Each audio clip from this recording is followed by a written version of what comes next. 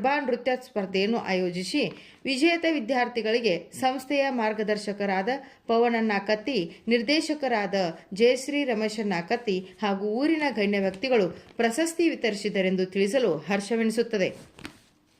October 23ರಂದು Rani Chennamma ಜಯಂತಿಯನ್ನು, October 31ರಂದು Ekta ದಿವಸವನ್ನು ಹಾಗೂ November 1ರಂದು Kannada ರಾಜ್ಯೋತ್ಸವವನ್ನು ಹಮ್ಮಿಕೊಳ್ಳುವ ಮೂಲಕ ಆ ದಿನದ ವಿಶೇಷತೆಯನ್ನು ಅನುಭವಿಸಿದೆವು. ನವೆಂಬರ್ 11, 2025ರಂದು ಪ್ರಬಂಧ ಸ್ಪರ್ಧೆಯನ್ನು ನಡೆಸಲಾಯಿತು.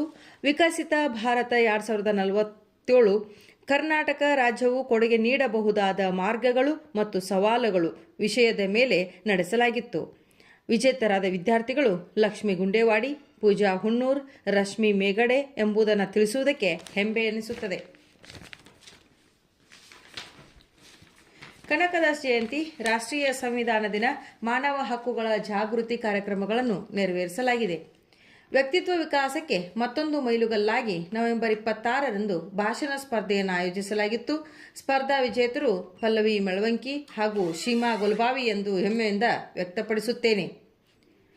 ದಿನಾಂಕ 6-12-2025ರಂದು ರಾಣಿ ಚೆನ್ನಮ್ಮ ವಿಶ್ವವಿದ್ಯಾಲಯದ ಆಯೋಜಕರಾದ ಡಾಕ್ಟರ್ RS ದಳವಾಯಿ ಜನಪದರಲ್ಲಿ ಸಂಗೊಳ್ಳಿ ರಾಯಣ್ಣ ಕಾರ್ಯಕ್ರಮದಲ್ಲಿ ವಿದ್ಯಾರ್ಥಿಗಳಲ್ಲಿ ಶೌರ್ಯ, ತ್ಯಾಗ, ದೇಶಭಕ್ತಿಯ ಪ್ರತೀಕತೆಯನ್ನು ಸಂಪನ್ಮೂಲ ವ್ಯಕ್ತಿಗಳಾದ ಕೆ. ರಾಮರೆಡ್ಡಿ ಅವರು ತಿಳಿಸಿಕೊಟ್ಟರು. ದಿನಾಂಕ 10-12-2025ರಂದು ಮಾನವ ಹಕ್ಕುಗಳ ದಿನವನ್ನು ಆಚರಿಸಲಾಯಿತು. ನವನವ ಪ್ರಶ್ನೆಗಳು, ನವನವ ಪರೀಕ್ಷೆಗಳು, ದಿವಸಾದಿದಿವ ಚಕ್ರ ತಿರುಗಿದಂತೆ ಎಂದು ಹೇಳುವಂತೆ ಮತ್ತೊಂದು ವಿಶೇಷ ಕಾರ್ಯಕ್ರಮ ದಿನಾಂಕ 28-2-26ರಂದು ರಾಷ್ಟ್ರೀಯ ವಿಜ್ಞಾನ ದಿನದಂದು ಕ್ವಿಜ್ ನಡೆಸುವ ಮೂಲಕ ವಿದ್ಯಾರ್ಥಿಗಳಿಗೆ ಸ್ಪರ್ಧೆ ಆಯೋಜಿಸಲಾಗಿತ್ತು. ಪ್ರಥಮ ಸ್ಥಾನ BSc ಹಾಗೂ ದ್ವಿತೀಯ ಸ್ಥಾನವನ್ನು BCom ವಿದ್ಯಾರ್ಥಿಗಳು ಗಳಿಸಿದರೆಂದು ತಿಳಿಸಲು ಹೆಮ್ಮೆ ಪಡುತ್ತೇನೆ. ನಮ್ಮ ಮಹಾವಿದ್ಯಾಲಯ ಹಾಗೂ ಧಾರವಾಡ ಬಹುಶಾಸ್ತ್ರೀಯ ವಿಕಾಸ ಸಂಶೋಧನಾ ಕೇಂದ್ರದ ಆಶ್ರಯದಲ್ಲಿ ಮಾರ್ಚ್ 13, 2026ರಂದು ಭಾರತೀಯ ಜ್ಞಾನ ಪರಂಪರೆಯ ವಾಹಕವಾಗಿ ಭಾರತೀಯ ಭಾಷೆಗಳು ವಿಷಯ ಕುರಿತು ವಿಶೇಷ ಉಪನ್ಯಾಸ ಹಮ್ಮಿಕೊಂಡಿದ್ದು, ಸಂಪನ್ಮೂಲ ವ್ಯಕ್ತಿಗಳಾದ ಡಾಕ್ಟರ್ VS ಮಾಳೆಯವರು ಹಾಗೂ ಡಾಕ್ಟರ್ ಪ್ರತೀಕ್ ಮಾಳೆಯವರು ಭಾಗಿಯಾಗಿದ್ದರು. ವಿದ್ಯಾರ್ಥಿಗಳಿಗೆ ಸ್ಫೂರ್ತಿ ತುಂಬುವ ಉದ್ದೇಶದಿಂದ ಮಾರ್ಚ್ 13ರಂದು UPSC ಅಚೀವ್ ಮಾಡಿರುವ ಶ್ರೀ ಬಸವರಾಜ್ ಪಾಟೀಲ್ ಅವರಿಂದ ವಿದ್ಯಾರ್ಥಿಗಳಿಗೆ ಓದುವ ಬಗೆ, ಸಮಸ್ಯೆಗಳನ್ನು ಎದುರಿಸುವ ಕುರಿತು ಮತ್ತು ವಿದ್ಯಾರ್ಥಿಗಳ ಪ್ರಶ್ನೆಗಳಿಗೆ ಉತ್ತರಿಸಿ ಅವರಲ್ಲಿ ಆತ್ಮವಿಶ್ವಾಸ ತುಂಬಿದರೆಂದು ತಿಳಿಸಲು ಹೆಮ್ಮೆ ಎನಿಸುತ್ತದೆ. ಮಾರ್ಚ್ 23ರಂದು ಜಂಗ್ಟ್ಯಾಳ್ ಗ್ರಾಮದಲ್ಲಿ NSS ಕಾರ್ಯಕ್ರಮವನ್ನು ಹಮ್ಮಿಕೊಳ್ಳಲಾಗಿತ್ತು. ಅದು ಕೂಡ ಅದ್ಧೂರಿಯಾಗಿ ವಿಜೃಂಭಣೆಯಿಂದ ಯಶಸ್ಸನ್ನು ಕಂಡಿತು ಎಂದು ಹೇಳಲು ಹೆಮ್ಮೆ ಪಡುತ್ತೇವೆ. ಪಠ್ಯ ಚಟುವಟಿಕೆ ಜೊತೆಯಲ್ಲೇ ದೈಹಿಕ ಕ್ಷಮತೆಯನ್ನು ಹೆಚ್ಚಿಸುವ ಸ್ಪರ್ಧಾತ್ಮಕ ಮನೋಭಾವವನ್ನು ಬೆಳೆಸುವುದಕ್ಕೋಸ್ಕರ ಏಪ್ರಿಲ್ 17-18ರಂದು 2026ರಂದು 2 ದಿನಗಳ ಕಾಲ ಕ್ರೀಡಾ ಸ್ಪರ್ಧೆಯನ್ನು ಆಯೋಜಿಸಲಾಗಿತ್ತು.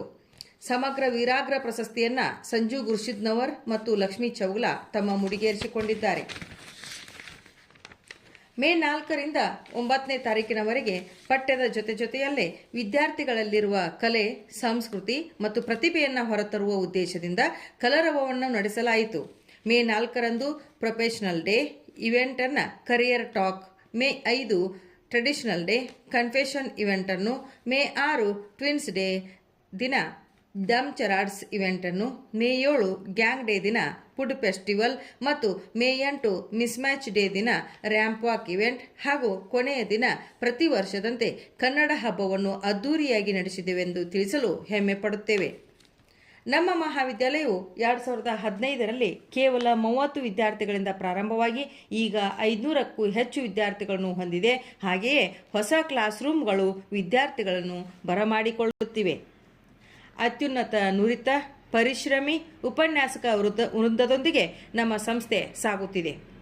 ಅತ್ಯುನ್ನತ ಮಟ್ಟದ ಸ್ಮಾರ್ಟ್ ಕ್ಲಾಸ್, ಸುಮಾರು 4000ಕ್ಕೂ ಹೆಚ್ಚು ಗ್ರಂಥಗಳನ್ನು ಹೊಂದಿರುವ ಗ್ರಂಥಾಲಯ, ಕಂಪ್ಯೂಟರ್ ಲ್ಯಾಬ್ಗಳಿಂದ ಕಂಗೊಳಿಸುತ್ತಿರುವ PM ಕತ್ತಿ ಮಹಾವಿದ್ಯಾಲಯವು ಫಿಸಿಕ್ಸ್ ಲ್ಯಾಬ್, ಕೆಮಿಸ್ಟ್ರಿ ಲ್ಯಾಬ್ಗಳನ್ನು ಹೊಂದಿ ವಿದ್ಯಾರ್ಥಿಗಳ ಅತ್ಯುನ್ನತ ಜ್ಞಾನಕ್ಕೆ ಸಾಕ್ಷಿಯಾಗಿ ನಿಂತಿದೆ. ಹೆಣ್ಣು ಮಕ್ಕಳ ಸ್ವಾಭಿಮಾನದ ನೆಲೆ ನಮ್ಮ ಮಹಾವಿದ್ಯಾಲಯವು ಹಳ್ಳಿಯ ವಿದ್ಯಾರ್ಥಿಗಳಿಗೆ ಸ್ಫೂರ್ತಿಯ ಸೆಲೆಯಾಗಿದೆ ಎಂದು ಗರ್ವದಿಂದ ಹೇಳಿಕೊಳ್ಳುತ್ತೇನೆ. ಮಾರ್ಗದರ್ಶಕರ ಮಾರ್ಗದಲ್ಲಿ ಸಾಗುತ್ತಿರುವ ಸಂಸ್ಥೆ ವಿದ್ಯಾರ್ಥಿಗಳ ಸಾರಿಗೆ ವ್ಯವಸ್ಥೆಯನ್ನು ಅರಿತು ಎಲ್ಲ ವಿದ್ಯಾರ್ಥಿಗಳಿಗೆ ಫ್ರೀ ಬಸ್ ಅನ್ನು ಘೋಷಣೆ ಮಾಡಿರುವುದು ಅವರ ವ್ಯಕ್ತಿತ್ವಕ್ಕೆ ಇನ್ನೊಂದು ಹಿರಿಮೆಯ ಗರಿ. ಘಟಪ್ರಭಾ, ಹುಲ್ಲೋಳಿಹಟ್ಟಿ, ಜಾಗ್ನೂರ್, ಕಬ್ಬೂರ್, ನಾಗರಮುನ್ನೋಳಿ, ಹುಲ್ಲೋಳಿ, ಬೆಳವಿ, ರಕ್ಷಿ ಇನ್ನೂ ಮುಂತಾದ ಗ್ರಾಮಗಳ ವಿದ್ಯಾರ್ಥಿಗಳಿಗೆ ಅನುಕೂಲವಾಗುವ ದೃಷ್ಟಿಯಿಂದ ಈ ಫ್ರೀ ಬಸ್ಸನ್ನು ಹೊತ್ತು ತಂದಿದೆ. ಹೊಸತನವೇ ಜೀವನದ ಶಕ್ತಿ ಎಂಬುದನ್ನು ಅರಿತು ನಮ್ಮ ಸಂಸ್ಥೆ ತರಬೇತಿ ಕೇಂದ್ರ ಹಾಗೂ ಸ್ಯಾಪ್ ಅನ್ನು ಬೆಳಗಾವಿಯ ಕ್ಲೀನ್ ಕೋಡ್ ಸಂಸ್ಥೆಯ ಜೊತೆ MOU ಮಾಡಿಕೊಂಡು ಕೋರ್ಸನ್ನು 2025ರಲ್ಲಿ ಬೆಳಕಿಗೆ ತಂದು ಈಗ 2ನೇ ಬ್ಯಾಚ್ ಮುಂದುವರಿದಿದೆ. ಹೊಸ ಬೆಳಕಿನ ಕಿರಣವಾಗಿ CPBFI ಕೋರ್ಸನ್ನು ಕೂಡ ವಿದ್ಯಾರ್ಥಿಗಳಿಗೆ ನೀಡಲಾಗುತ್ತಿದೆ. 2024-25ರಲ್ಲಿ MCOM ಸ್ನಾತಕೋತ್ತರ ಪದವಿಯನ್ನು ಪರಿಚಯಿಸುವುದರ ಮೂಲಕ ಹೊಸ ಕನಸುಗಳೇ ನಮ್ಮ ಬೆಳಕು ಎಂಬುದನ್ನು ಎತ್ತಿ ಹಿಡಿದಿರುವ ಸಂಸ್ಥೆ ನಮ್ಮದಾಗಿದೆ. ಹೊಸ ಚಿಂತನೆಯ ರೆಕ್ಕೆಗಳಲ್ಲಿ ಬಲ ತುಂಬುತ್ತಿರುವ ಮಹಾವಿದ್ಯಾಲಯ ಆಧಾರ ಸ್ತಂಭವಾಗಿರುವ ಸಂಸ್ಥೆಯ ಮಾರ್ಗದರ್ಶಕರಾದ ಪವನಣ್ಣ ಕತ್ತಿ ಅವರಿಗೆ ಈ ಮೂಲಕ ಧನ್ಯವಾದಗಳನ್ನು ಅರ್ಪಿಸುತ್ತೇವೆ. ಸಂಸ್ಥೆಯ ಯಶಸ್ಸಿಗೆ ಕಾರಣೀಭೂತರಾಗಿರುವ ಎಲ್ಲ ಆಡಳಿತ ಮಂಡಳಿಯ ಅಧ್ಯಕ್ಷರು, ಪ್ರಾಚಾರ್ಯರು, ಉಪನ್ಯಾಸಕರು, ಬೋಧಕೇತರ ಸಿಬ್ಬಂದಿ ಹಾಗೂ ಸ್ವಚ್ಛತಾ ಕರ್ಮಿಗಳು, ವಾಹನ ಚಾಲಕರಿಗೂ ಈ ಮೂಲಕ ಧನ್ಯವಾದಗಳನ್ನು ಅರ್ಪಿಸುತ್ತೇನೆ. ವರದಿ ವಾಚನಾರ್ಥಿ ನಿಮ್ಮ ಕನ್ನಡತಿಯ. ಧನ್ಯವಾದಗಳು.